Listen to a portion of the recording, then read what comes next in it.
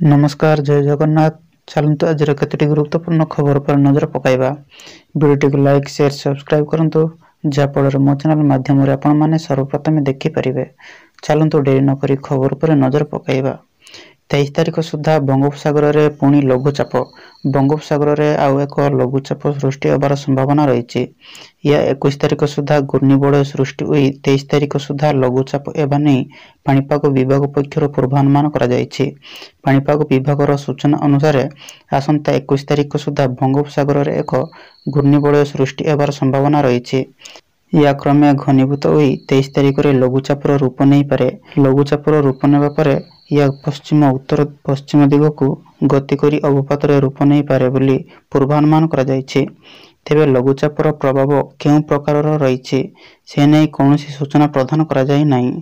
परवर्ती खबर आज राज्य में खुलिब धान मंडी बड़ बयान देले राजस्व मंत्री। आज 20 तारिख बरगड़ एवं 22 तारिख संबलपुर जिले में खरीफ धान संग्रह हेब। कालिठू धान किणा नहीं राजस्व मंत्री सुरेश पूजारी प्रतिक्रिया रखिछंती। से कहिछंती चाषी प्रस्तुत, जिला प्रशासन प्रस्तुत, मु मध्य प्रस्तुत। आसंता काली ठारू राज्य में खुलिब धान मंडी। आज बरगड़ एवं 22 रे संबलपुर रे धान किणिबे सरकार। धान किणारे बरगड़ और संबलपुर जिला बड़ जिला। धान किणा लगी समस्त मंडी रे स्वतंत्र व्यवस्था करा जायछि। परवर्ती खबर 23 रे मंत्रिमंडल और मंत्री परिषद बैठक। 2024-25 आर्थिक वर्षर प्रथम अतिरिक्त छिटा बजेट को आसंता 23 तारिख में मंजूरी मिलवार संभावना रही।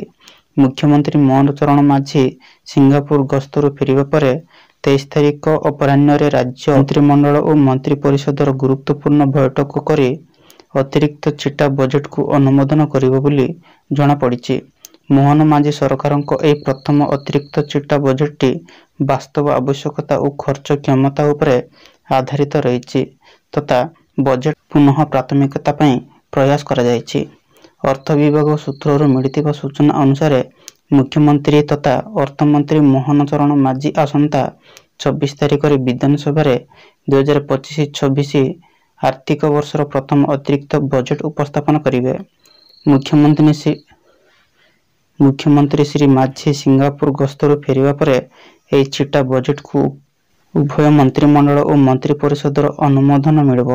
23 तारिख अपराह्न मंत्रिमंडल बैठक पर दिन धार्य होईछि। परवर्ती खबर आश्चर्य करुछि स्मार्ट मीटर। बिजुली संयोग नहीं किंतु आसुछि हजार हजार टंकार बिल। राज्यर विद्युत वितरण दायित्व नहीं टाटा कंपनी। विद्युत भित्तिभूमि विकास नाहारे नाना पदक्षेप नेउछि संयुक्त संस्था। पुराना मीटर बदलाई एवं घरे घरे लगा जाउछि स्मार्ट मीटर। से मीटर रे आकाश छुआ विद्युत बिल आसुथिबा अभियोग होईछि। मालकानगिरीर बिल देखि ताजुब हेउछंती। बिजुली खर्चटारु अति अधिक बिल आसुथिबा अभियोग करी पुराना मीटर बदलाउछंती विद्युत वितरण कंपनी संस्था टाटा पावर। बिना अनुमति रे पुराना मीटर काढ़ी नुआ स्मार्ट मीटर बसाउछंती कंपनी। राज्यर अन्य स्थान भली मालकानगिरी मध्य मीटर परिवर्तन निष्पत्ति को विरोध करा जायछि। नुआ मीटर लागिबा परे बिजुली व्यवहार ठारू 3 ରୁ 4 गुणा अधिक बिल आसुथिबा अभियोग करिसंती। परवर्ती खबर 3 हाथी मृत्यु घटना, वन कर्मचारी निलंबित। एककालीन 3 हाथी मृत्यु खबर सामना को आसीछि। संबलपुर नाकोटी देउड़ रेंज बोरमाड़ जंगल रु 3टी हाथी मृतदेह उद्धार होईछि। 2टी बड़ हाथी सह गोटे छोट हाथीर मृत्यु होइतिबा सूचना मिलिछि। हाथी मृत्युर तदंत लगी जेडीएफ को निर्देश दिया जाइथिला। हाथी मृत्यु घटना रे कड़ा कार्यानुष्ठान निया जाइछि। विद्युत आघात रे 3 हाथी मृत्यु घटना रे वन विभाग कड़ा एक्शन निया जाइछि। 3 जन क्षेत्र वन कर्मचारी को सस्पेंड करिछि वन कर्मचारी। 2 वरिष्ठ वन अधिकारी विरुद्ध रे कार्यानुष्ठान पई सुपारिश होइछि। जंगल भितर विद्युत लगाइथिबा 4 अभियुक्तों को चिन्हट करा जाइछि। चिन्हट होइथिबा 4 अभियुक्तों मध्यरु 3 गिरफ होइथिबा बेले जणे फेरार होइछंती। फेरार अभियुक्तों को पुलिस सहायता रे वन विभाग खोजुछि। परवर्ती खबर ओडिशा गस्तरे आसिबे प्रधानमंत्री और गृह मंत्री। ओडिशा गस्तरे आसिबे प्रधानमंत्री। ओडिशा गस्तरे आसी डीजी सम्मेलन रे जोग देबे। प्रधानमंत्री सह केंद्र गृह मंत्री भी ओडिशा गस्तरे आसिबार कार्यक्रम रही। ओडिशा रे आयोजित डीजी सम्मेलन रे उभय जोग देबे। ନଭେମ୍ବର 29 ତାରିଖରୁ 31 ତାରିଖ ପର୍ଯ୍ୟନ୍ତ ଚାଲିବ ଏହି ଡିଜି ସମ୍ମିଳନୀ। ଖୁବ୍ ଶୀଘ୍ର ଏନେଇ ସରକାର ସ୍ତରରେ ଘୋଷଣା କରାଯିବ ବୋଲି ବିଜେପି ଉପସଭାପତି ଗୋଲକ ମହାପାତ୍ର ସୂଚନା ଦେଇଛନ୍ତି।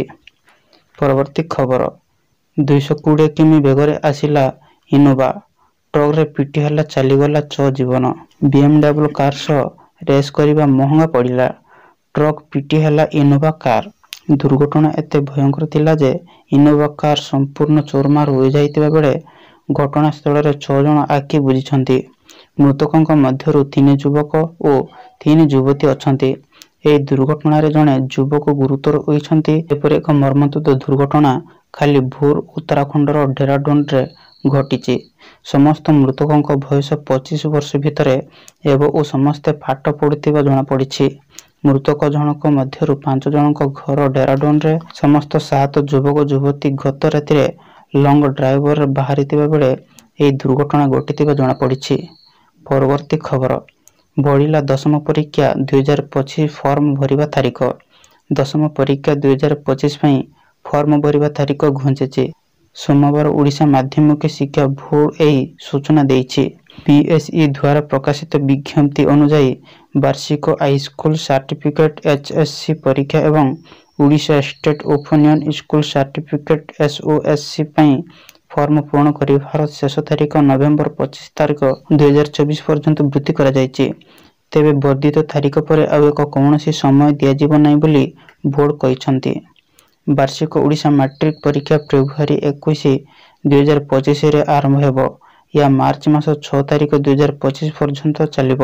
ଗଣିତ ବ୍ୟତୀତ ସମସ୍ତ ପରୀକ୍ଷା ସକାଳ 9ଟା ଠାରୁ 10:30 ପର୍ଯ୍ୟନ୍ତ ଆରମ୍ଭ ହେବ, ଯାହା ସକାଳ 11:45ରେ ଶେଷ ହେବ। ପରବର୍ତ୍ତୀ ଖବର, 24ରେ ଆସିବ ତୃତୀୟ ପର୍ଯ୍ୟାୟ ସୁଭଦ୍ରା ଟଙ୍କା। ଲିଷ୍ଟରେ ନାଁ ଅଛି କି ନାହିଁ ଆପଣଙ୍କ ନାମ? ସୁଭଦ୍ରା ଯୋଜନା ବାବଦରେ ଯେଉଁମାନେ ଅବଗତ ନୁହନ୍ତି ସେମାନଙ୍କ ପାଇଁ ଜରୁରୀ ଖବର। ଆପଣ ଆପଣଙ୍କର ସୁଭଦ୍ରା ଯୋଜନାର ଷ୍ଟାଟସ୍ ଚେକ୍ କରିପାରିବେ। ଆପ୍ଲିକେସନ ନମ୍ବର ରସିଦ ନେଇ ଜନସେବା କେନ୍ଦ୍ରରେ ଷ୍ଟାଟସ୍ ଦେଖିପାରିବେ। ଏଥିରୁ ଆପଣ ଜାଣିପାରିବେ ଯେ ଆପଣଙ୍କ ଆପ୍ଲିକେସନ ପେଣ୍ଡିଂ କି ରେଜିଷ୍ଟର ହୋଇଛି। ଯେଉଁମାନେ ଆବେଦନ କରିଛନ୍ତି ସରକାର ସମସ୍ତଙ୍କର ଭେରିଫିକେସନ କରିବେ। କିଛିଦିନ ମଧ୍ୟରେ ହିତାଧିକାରୀ ଆକାଉଣ୍ଟକୁ ପ୍ରଥମ କିସ୍ତିର ତୃତୀୟ ପର୍ଯ୍ୟାୟ ଟଙ୍କା ଯିବ। ଏଥର ଆଉ 20 ଲକ୍ଷ ମହିଳାଙ୍କୁ ମିଳିବାକୁ ଯାଉଛି ସୁଭଦ୍ରା ଯୋଜନାର ଟଙ୍କା। ଏନେଇ ଘୋଷଣା କରିସାରିଛନ୍ତି ଉପମୁଖ୍ୟମନ୍ତ୍ରୀ ପ୍ରଭାତୀ ପରିଡ଼ା। ଯଦି ପ୍ରଥମ କିସ୍ତି ଯାଇନଥିବ ତେବେ ମାର୍ଚ୍ଚ 8 ତାରିଖ ସମସ୍ତଙ୍କୁ ଏକକାଳୀନ 2ଟି କିସ୍ତି ଟଙ୍କା ମିଳିବ। ପରବର୍ତ୍ତୀ ଖବର, ପିଆଜ କିଣିବାକୁ ମାଡୁଛି ଡର। ସାଧାରଣ ଜନତାଙ୍କ ଚିନ୍ତା ବଢ଼ାଇଲାଣି ପିଆଜ ଦର। ଆକାଶ ଛୁଆଁ ମୂଲ୍ୟକୁ ଦେଖି ଆବଶ୍ୟକଠାରୁ ବହୁତ କମ୍ ପିଆଜ କିଣି ନେଉଛନ୍ତି ଗ୍ରାହକ। ସମ୍ପ୍ରତି ବିଭିନ୍ନ ସହରରେ ପିଆଜ ଦର କିଲୋଗ୍ରାମ ପିଛା 60ରୁ 100 ଟଙ୍କା ଛୁଇଁଛି।